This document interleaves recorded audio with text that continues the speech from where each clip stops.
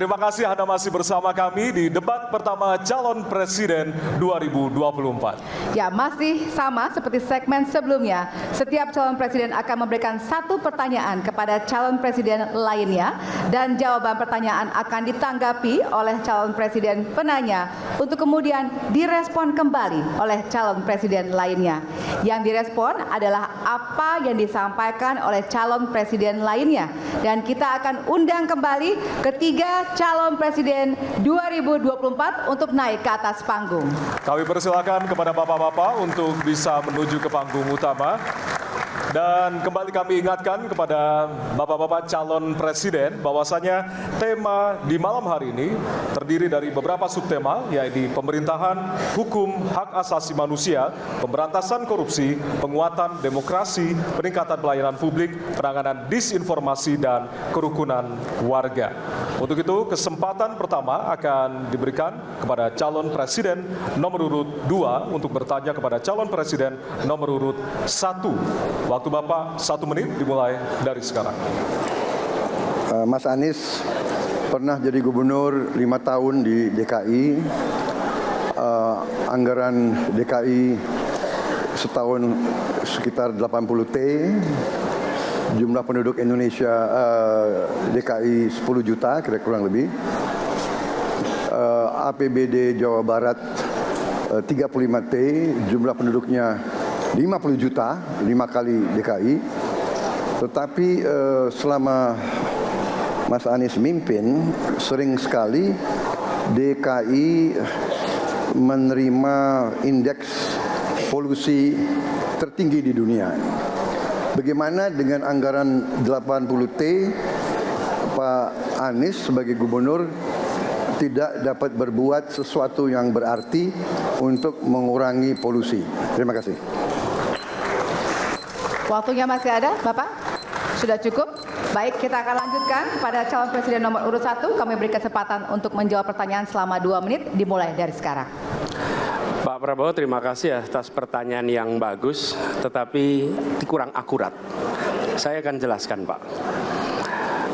Ketika satu daerah mengatakan di tempat kami tidak ada COVID, di tempat kami COVID banyak, lalu yang tidak ada COVID kami tanya, kenapa tidak ada COVID? Nah, kami nggak punya alat testing, Pak. Karena tidak punya alat testing, maka tidak ada COVID. Yang punya alat testing, maka ada COVID. Okay? Saya tidak tanya COVID, saya tanya polusi. Boleh saya selesaikan dulu? Ya. Jadi, apa yang terjadi? Di Jakarta kami memasang alat pemantau polusi udara. Bila masalah polusi udara itu bersumber dari dalam kota Jakarta, maka hari ini, besok, minggu depan konsisten selalu akan kotor. Tapi apa yang terjadi? Ada hari di mana kita bersih, ada hari di mana kita kotor. Ada masa minggu pagi, Jagakarsa sangat kotor. Apa yang terjadi? Polusi udara tak punya KTP. Angin tak ada KTP-nya. Angin itu bergerak dari sana sini. Ketika polutan yang muncul dari pembangkit listrik tenaga uap mengalir ke Jakarta, maka Jakarta punya indikator, karena itu Jakarta mengatakan ada polusi udara. Ketika anginnya bergerak ke arah Lampung, ke arah Sumatera, ke arah Laut Jawa, di sana tidak ada alat monitor, maka tidak muncul. Dan Jakarta pada saat itu bersih. Kalau problemnya dari dalam kota saja, maka konsisten tiap waktu. Ya, kita punya masalah polusi. Karena itu kita kerjakan dengan apa? Kita lakukan, Pak. 1, dengan pengendalian emisi dari kendaraan bermotor dan pengujian emisi sekarang wajib. Yang kedua, elektrifikasi kendaraan umum. Yang ketiga, konversi kendaraan umum. Dan dulu yang naik kendaraan umum hanya 350.000 per hari, sekarang 1 juta per hari. Jadi itu kita kerjakan untuk menangani soal polusi di Jakarta. Baik. Masih ada waktu, Bapak? Cukup? Ya, kami persilakan kepada calon presiden nomor urut 2 untuk kemudian menanggapi jawaban dari calon presiden nomor urut 1. Waktu Bapak 1 menit dimulai dari sekarang. Ya, susah kalau kita menyalahkan angin dari mana saja, ya. Jadi saya bertanya dengan anggaran segitu besar, jumlah pendidik, langkah-langkah yang bisa dilakukan untuk dengan real dalam 5 tahun mengurangi polusi, juga di mana rakyat Jakarta begitu banyak yang mengalami sakit pernafasan. Jadi saya kira kalau kita dengan gampang menyalahkan angin, hujan dan sebagainya, ya mungkin tidak perlu ada pemerintahan kalau begitu, ya. Terima kasih. Masih ada waktu? Akan menambahkan? Cukup. Baik, selanjutnya kami berikan kesempatan kepada calon presiden nomor urut 1 untuk menanggapi tanggapan dari calon presiden nomor urut 2. Waktunya 1 menit, dimulai dari sekarang. Ya, inilah bedanya yang berbicara pakai data, yang berbicara pakai fiksi. Oke? Ini pakai data.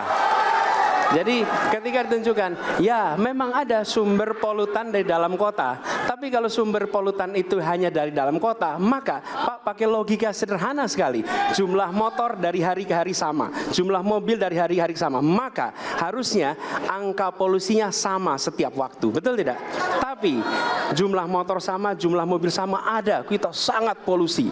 Ada sisi sangat tidak polusi. Nanti kalau perlu saya kirimkan gambar satelitnya kepada Bapak, supaya Bapak bisa menyaksikan. Dan inilah mengapa kita mengambil langkah itu pakai ilmu pengetahuan, pakai data, dan menggunakan saintis untuk terlibat. Kalau tidak pakai itu, maka nggak akan ada langkah yang benar.